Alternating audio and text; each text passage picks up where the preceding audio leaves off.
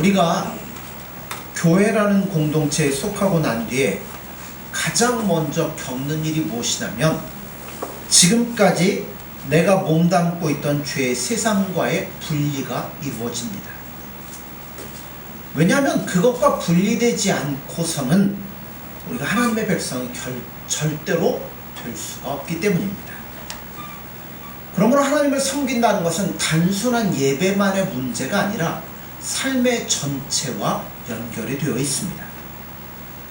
많은 믿는 사람들 중에서 이것을 못하는 분들을 많이 봐요. 우리가 예수님을 사랑하고 예수님의 거룩한 백성이 되면 이스라엘 백성들이 출애굽을 해야 되는 것처럼 죄와 분리되는 삶이 있어야 됩니다. 근데 이거를 분리를 못 시키는 거예요. 그것에 대한 미련이 남아가지고 할 수 있는 한 약간씩의 관계를 남겨두려고 합니다. 이걸 다른 말로 얘기하면 이런 얘기예요. 하나님을 섬기는 것을 예배라는 것으로만 국한을 시키지 자신의 옛 가치관이나 생활은 있는 그대로 가지고 똑같이 살아가고 있다는 겁니다. 지금 이스라엘 백성들이 그걸 그대로 보여주고 있어요. 이스라엘 공동체는 바로와 분리를 선언함으로써 엄청난 위기에 처하게 되었습니다. 바로가 모세와 아론의 제안을 거절했음은 물론이고 여기에 대해서 엄청난 보복적인 조치를 취하게 됩니다. 지금까지 벽돌을 굽는 일만 해도 어려웠는데 이제는 벽돌을 굽는 데 필요한 집까지 주지 않고 그것을 주어다가 똑같이 벽돌을 만들어내라고 바로가 명령을 합니다. 처음에는 이스라엘 백성들이 이것을 심각하게 생각하지 않았던 것 같습니다. 그래서 누구에게 찾아가냐면 12절에 보면 이스라엘 백성들이 짚을 안 주니까 온 이 들판을 다니면서 곡초의 그루터기를 주워다가 짚을 대신하여 벽돌을 만들려고 했어요. 근데 이게 마음대로 안 돼요.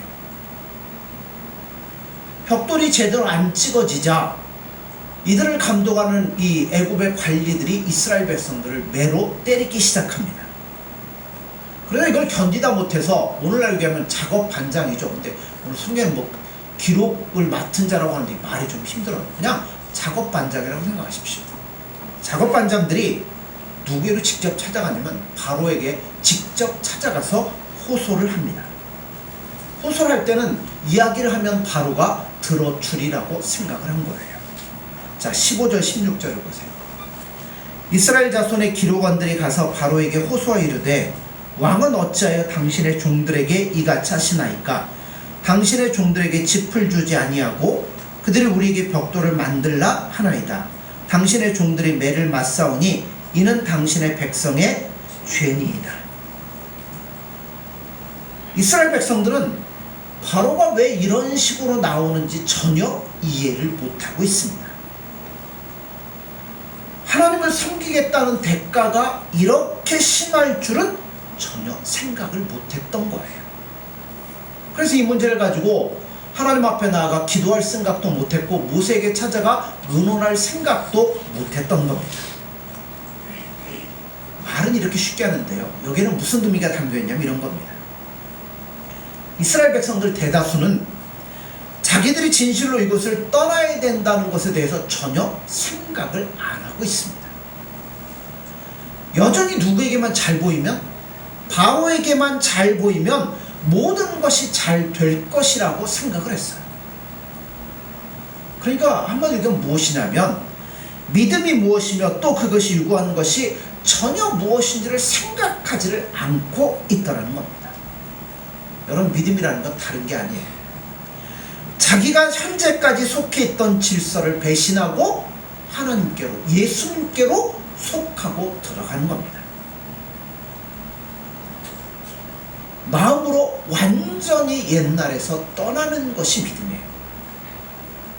그러므로 바로가 이런 식으로 나온 것은 전혀 이상한 일이 아닙니다. 하나님을 믿기로 하고 하나님을 섬기기로 한 이상 더 이상 예전과 같을 수는 없다는 거예요.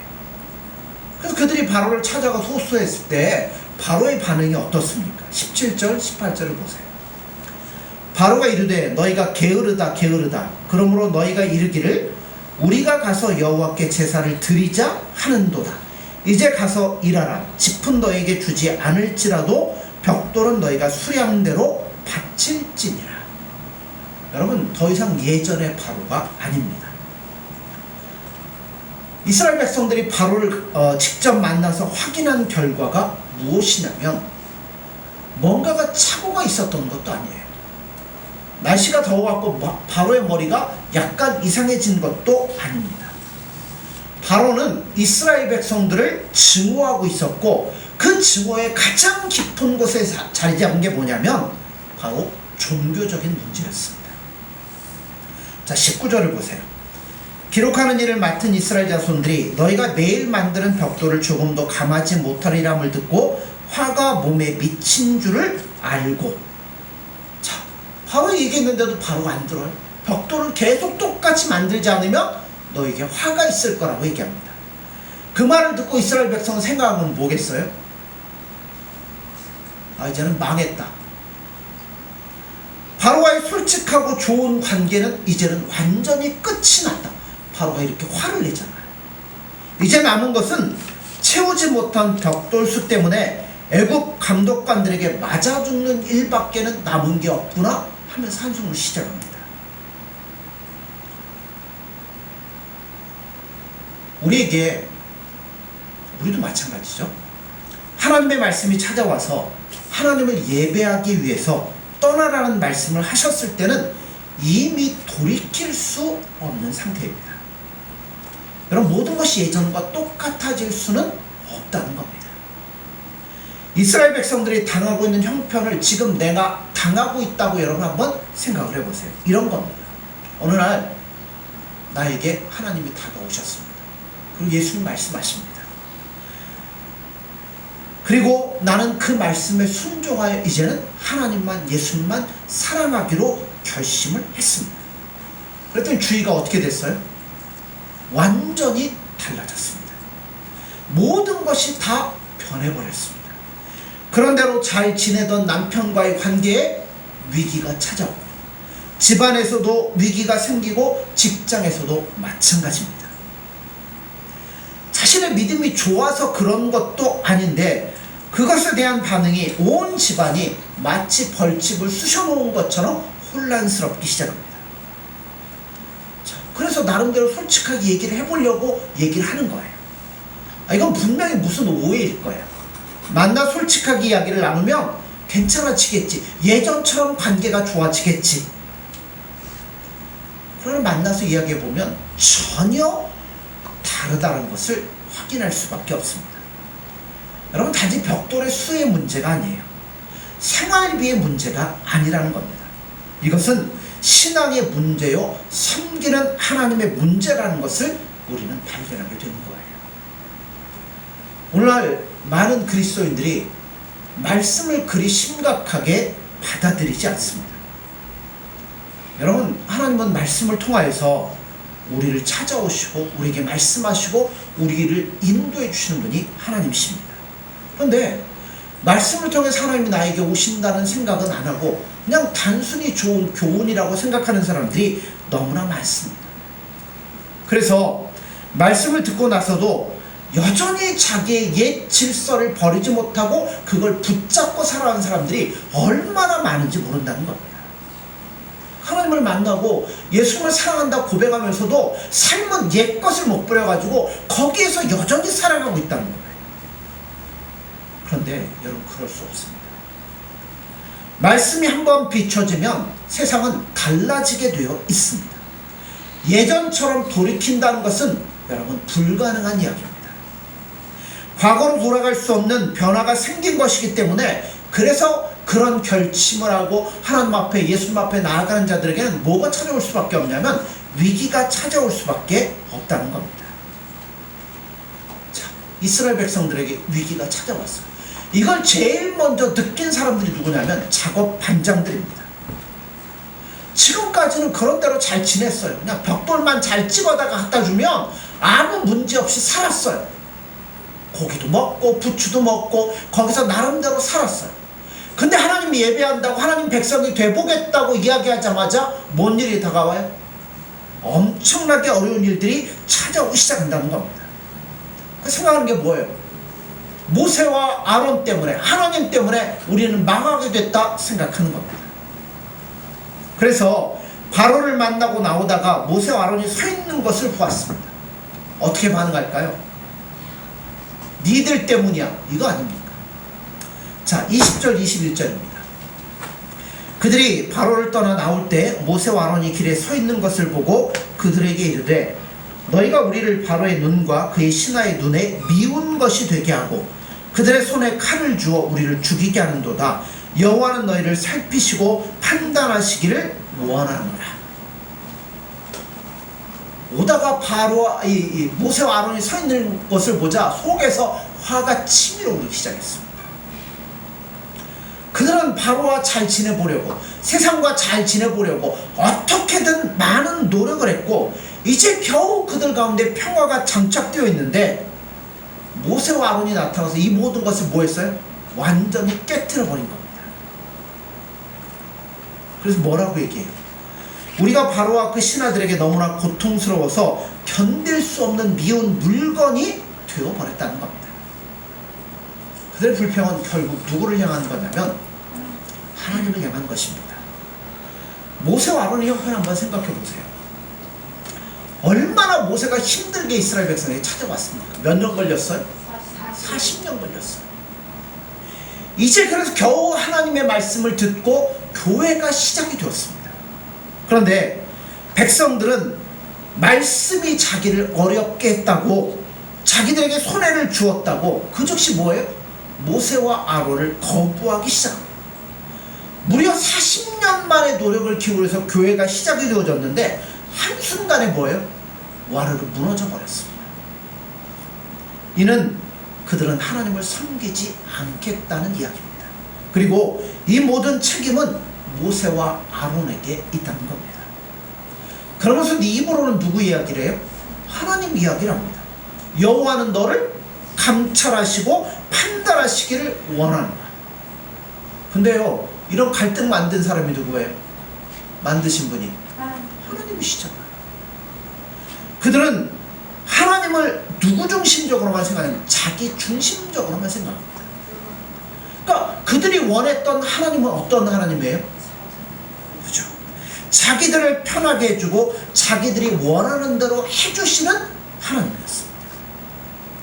그러니까 그들의 신앙에는 믿음 때문에 생기는 고난을 받아들일 것이 아무것도 없다는 거예요. 믿으면 무조건 잘 돼야 되는 거. 믿으면 무조건 하나님이 도와주셔서 잘 돼야 된다고 생각하는 거예요. 그렇지 않으면 말씀 자체를 판단하고 거부해버리는 것이 이스라엘 백성들의 모습이고 우리들의 모습이라는 겁니다. 이스라엘 백성들이 이러한 거부 반응이 모세를 얼마나 절망 가운데 빠뜨린 줄 아십니까? 자, 22절 23절을 보세요. 모세가 여호와께 돌아와서 이르되 주여 어찌하여 이 백성이 학대를 당하게 하셨나이까? 어찌하여 나를 보내셨나이까? 내가 바로에게 들어가서 주의 이름으로 말한 후로부터 그가 이 백성을 더 학대하며 주께서도 주의 백성을 구원하지 아니하시나이다. 참으로 모든 게 어려워졌습니다. 아니, 하나님 믿으면 잘 될 것 같죠. 예수 믿으면 모든 게 술술 풀려갔습니다. 그런데 뭐 했어요? 어려움이 찾아왔습니다. 차라리 하나님의 말씀을 전하지 않는 것이 더 낫지 않겠느냐는 탄식까지 나오기 시작합니다. 하나님의 말씀을 전한 결과 모든 것이 다 엉망이 되어버렸습니다.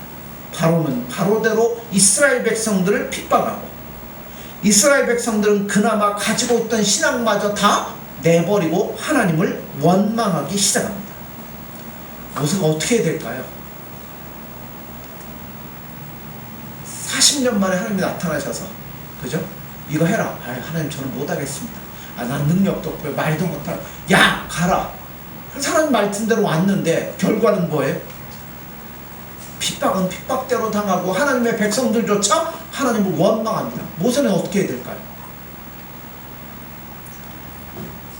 도무지 일을 해나갈 자신이 모세는 없었습니다. 그래서 하나님 앞에 찾아가서 하나님 앞에 말씀하는 거예요. 하나님, 하나님이 가만히 계시는데 도대체 내가 뭘 어떻게 합니까?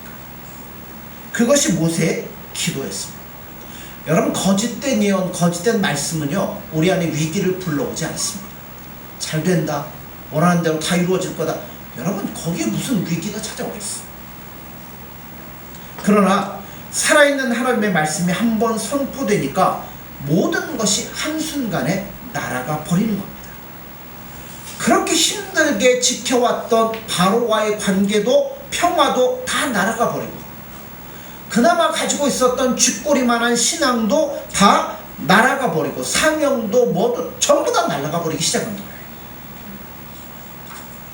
어떻게 보면 이게 하나님의 말씀이 가지는 위력이라고 생각이 됩니다. 이스라엘 백성들이나 모세는 자신들의 위기가 어디서부터 생기는 거라고 생겼냐면 바로와의 관계에서 생기는 거라고 생각했어요. 그러니까 누구와의 관계가 제대로 되면 위기가 없을 거라고요? 아니요. 바로와의 관계가 제대로 되면 위기가 없을 거라고 생각을 합니다. 하나님의 말씀은 바로를 강팍하게 하여서 그로 하여금 하나님의 백성과 그의 백성을 대적하게 했습니다. 그런데 하나님께서는 그렇게 되는 것을 전혀 두려워하지 않으십니다. 왜 그럴까요? 그 이유가 뭐냐면, 참된 이 위기는 어디서 오는 거냐면 하나님과의 관계가 틀어질 때 오기 때문에, 여러분, 바로의 관계는 문제가 아니라는 거죠. 바로의 진노는 이스라엘 백성들을 위기에 빠뜨렸습니다. 그리고 그의 진노는 그들을 모두 죽음의 자리로 끌고 갈 수 있는 것처럼 보였습니다. 그러나 여러분, 이 모든 것을 주관하고 계시는 분이 계신데, 그분이 누구냐면 하나님이시고 예수님이라는 겁니다. 바로는 화를 낼 이유가 없어요. 이 우주 전체에서 정말 화를 낼 수 있는 분은 누구밖에 없냐면 하나님밖에 없습니다. 우리들의 불신앙으로 하나님 앞에 더러운 죄인, 이 죄된 삶을 살아가는 우리들 때문에 화를 내실 수 있는 분이 하나님이시지, 그 외에는 화를 낼 수 있는 사람이 없다는 겁니다. 시편 2편을 보면 이런 말씀이 있어요. 어찌하여 이방 나라들이 분노하며 민족들이 헛된 일을 꾸미는가? 세상의 군왕들이 나서며 관원들이 서로 꾀하여 여호와와 그의 기름 부음 받은 자를 대적하며 우리가 그들의 맨 것을 끊고 그의 결박을 벗어버리자 하는도다.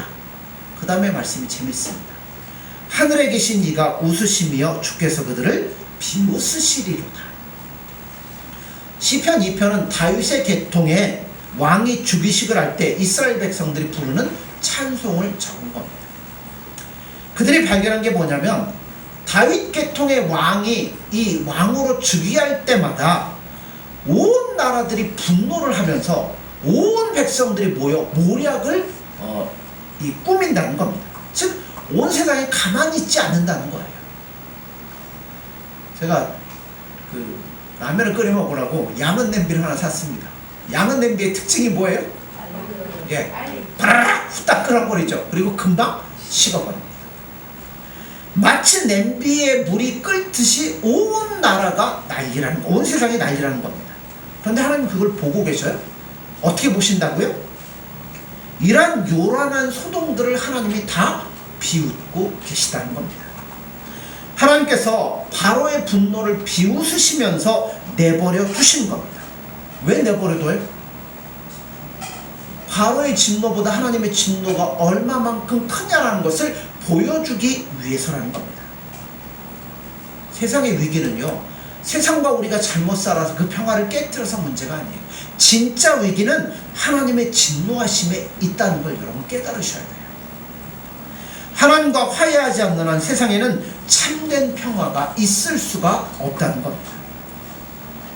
예수님이 이제 십자가를 지시려고 예루살렘에 입성하실 때 제자들이 메시아의 노래를 불러서 이 노래를 불렀습니다.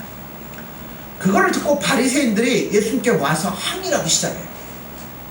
아니, 이런 노래를 부르면 로마의 비위를 상하게 할 텐데 왜 이런 노래를 부릅니까?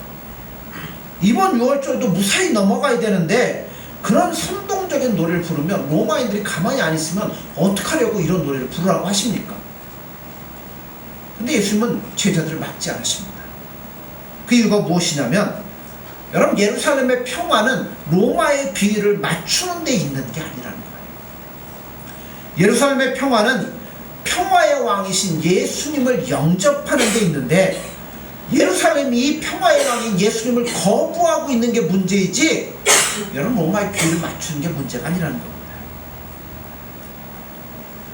예수님께서는 그들이 메시아의 노래라도 부르지 않는다면 차라리 돌들이라도 소리를 질러서 그들로 하여금 깨닫게 했으면 좋겠다고 말씀을 하십니다.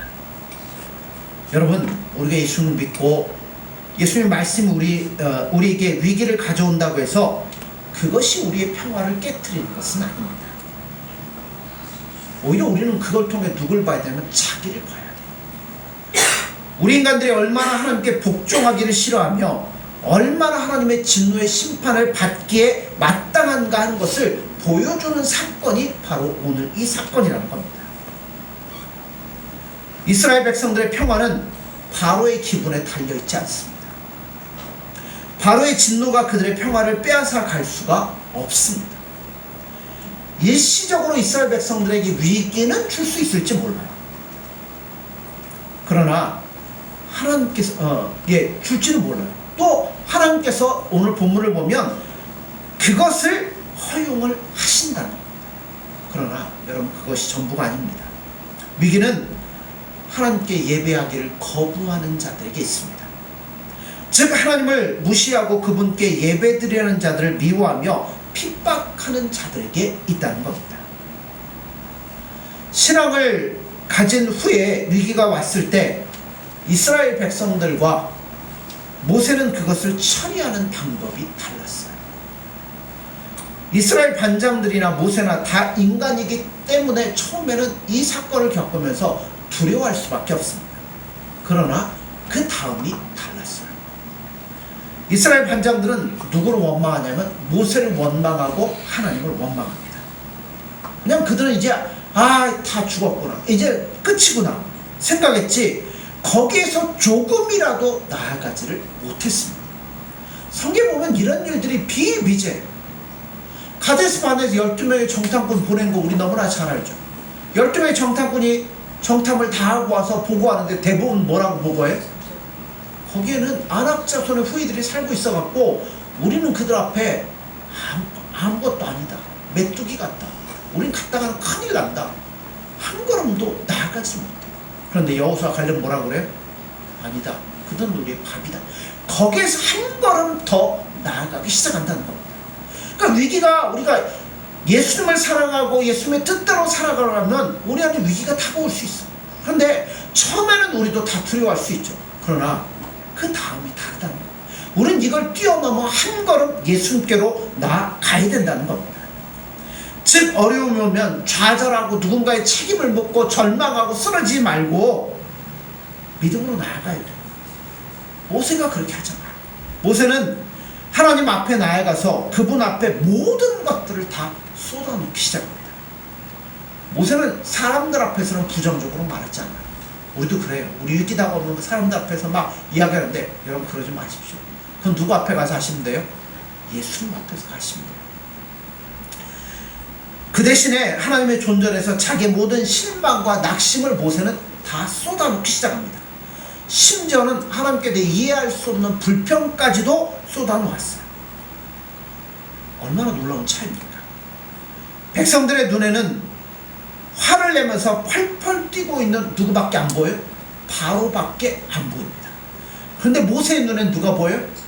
이런 상황 가운데서 침묵하고 계시는 하나님이 보이는 거예요. 하나님이 왜 가만히 계실까요? 그게 모세의 질문이었습니다. 우리에게 위기가 닥침에도 불구하고 우리 예수님께서 가만히 침묵하고 계신 이유가 뭘까요? 우리가 얼마나 이 불신앙인가 하는 것을 드러내려고 하신다는 겁니다. 여러분 보세요. 예수님께서 조금만 가만히 계셔도 교회는 사정없이 흔들리고 우리의 믿음은 사정없이 떨어져 버립니다.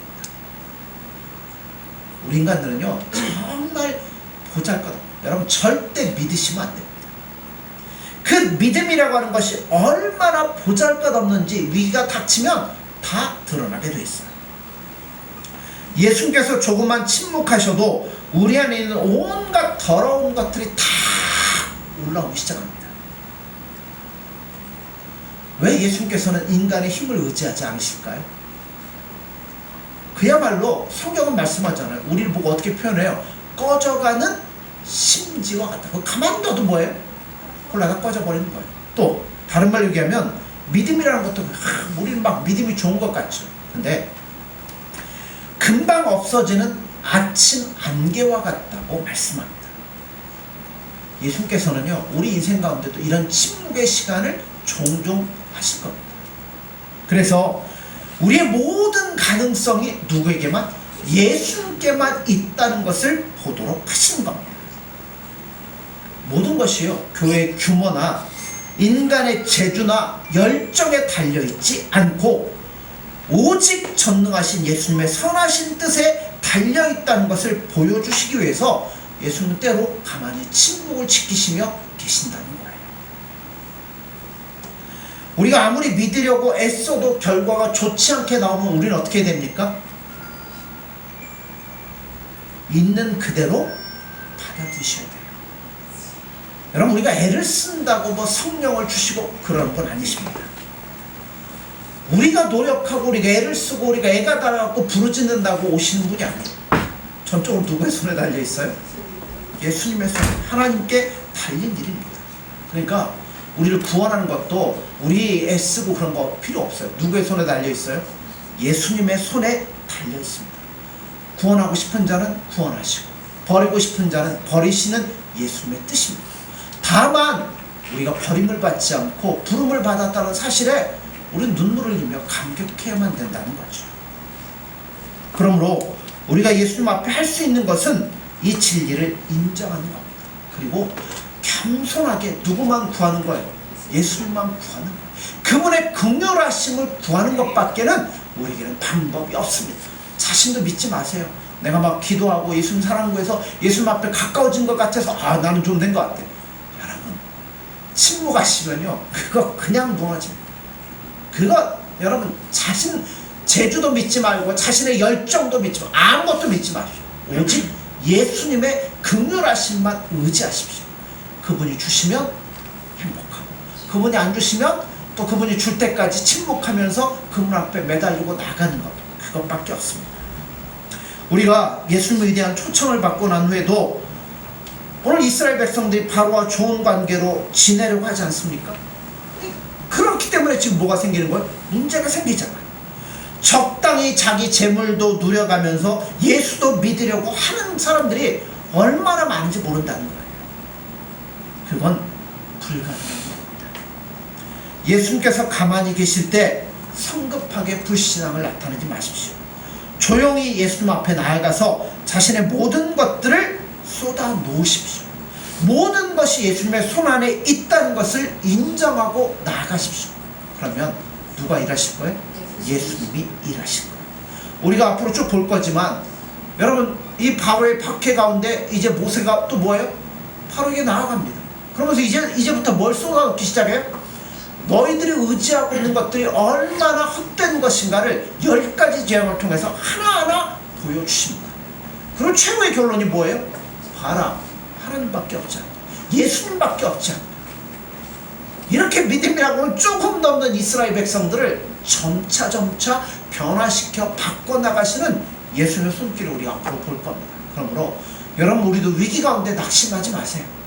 오히려 내가 예수님 앞에 온전히 믿음으로 나아가고 있구나, 그걸 바라보시면서 침묵하시는 예수님의 긍휼을 더욱더 기다리며 나아갈 수 있는 저와 교회 여러분들이 되어지기를 간절히 소원합니다. 기도하겠습니다. 예수님 사랑합니다. 또한 감사합니다. 예수님의 말씀 우리 안에 찾아오고 우리가 예수님을 만나게 되면 이제는 더 이상 바로와 동행할 수 없습니다. 더 이상 세상과 동행할 수 없는 삶이 됩니다. 이거를 알지 못하기 때문에 많은 사람들이 넘어지며 실패하며 좌절합니다. 그러나 예수님, 우리는 깨닫게 하여 주옵소서. 모든 것이 예수님의 손안에 있음을 깨닫게 하여 주옵소서. 명예도 모든 것이 예수님의 손안에 있음을 깨닫고 오직 예수님만을 순종하며 예수님만을 의지하며 예수님만을 사랑할 수 있는 복된 심령이 될 수 있도록 도와주셔서 위기 가운데 저희들의 신체를 바로 보게 하고 더욱더 예수님을 사모하는 자리로 나아갈 수 있는 복된 심령이 될 수 있도록 함께하여 주옵소서. 예수님의 이름으로 기도드립니다. 아멘.